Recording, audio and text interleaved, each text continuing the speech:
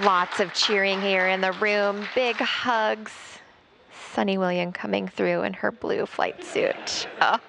And followed shortly behind by Commander of Starliner Butch Wilmore, now back on the space station, the third visit for both astronauts and the first crewed flight test of the Starliner spacecraft. Everyone looking very happy, like they had a great ride.